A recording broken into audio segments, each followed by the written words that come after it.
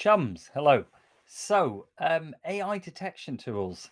I just want to talk about these in a little bit of detail for a few minutes, but not about the thing that you might expect me to talk about. Lots of people are talking about how these tools don't work, and I've tested them, and most of them don't work. But there is a problem with the detection tools, and it's not the one that people think. If you work in academic integrity, or you are involved in designing processes and systems about academic integrity, you are about to have a massive problem, but it's not the one that you think. Let's dive in. So, colleagues, let's dig into why these detection tools are a waste of time.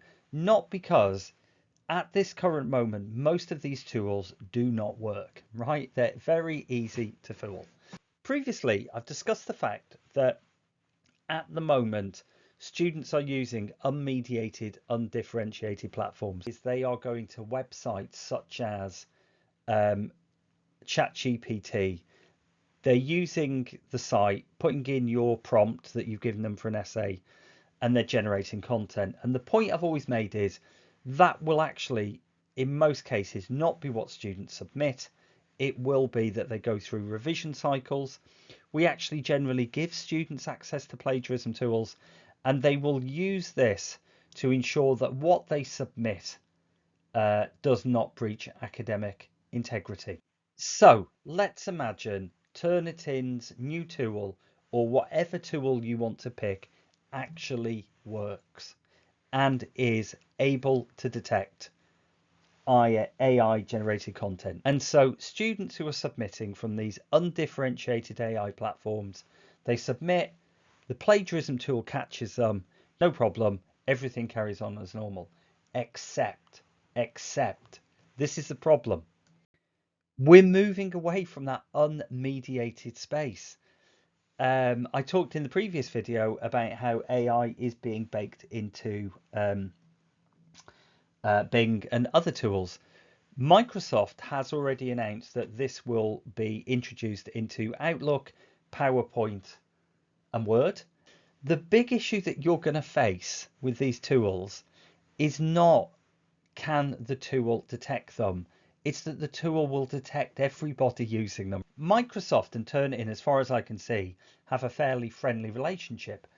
And it's likely that Microsoft, which actually is a very different organization to in the past, is likely to create watermarks that allow AI generated content to be detected, because they will say, well, actually, we realize in educational situations that's a desirable thing.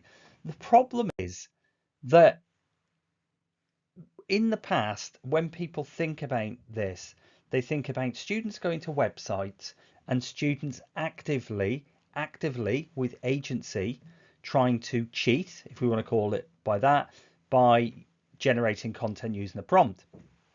Think about how Microsoft and other companies design their tools. They're designed to be frictionless, right? We are going to sleepwalk, I think, into a situation where all of our students make use of Word or similar.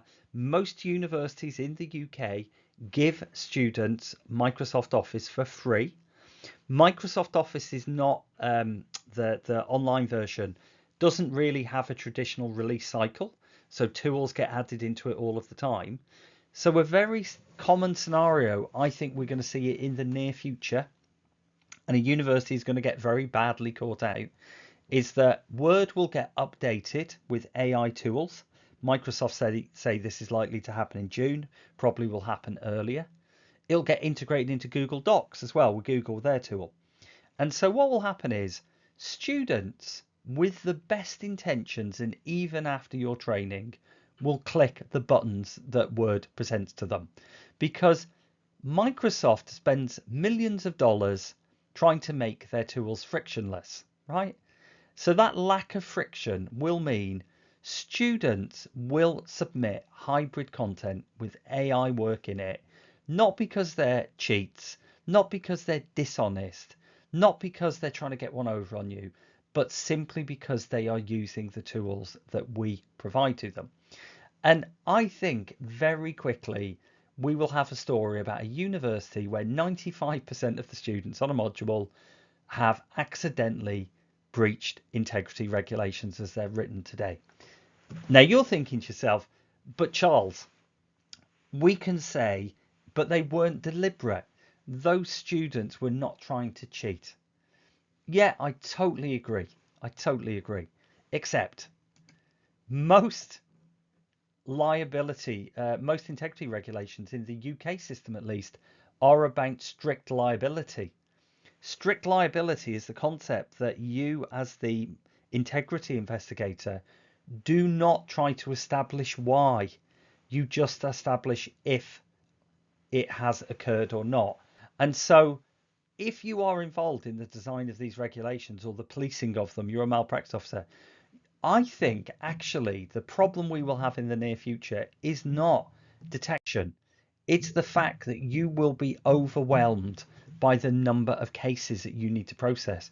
Because for anyone who's been involved in UK malpractice processes or potentially overseas, think how time consuming they are. So even if you run through the process to establish that no case should be brought or that the student does not need to go in front of a panel, it takes time. Even if we have a fraction more of the students needing cases, in most institutions, the system will fall to pieces. So, good luck.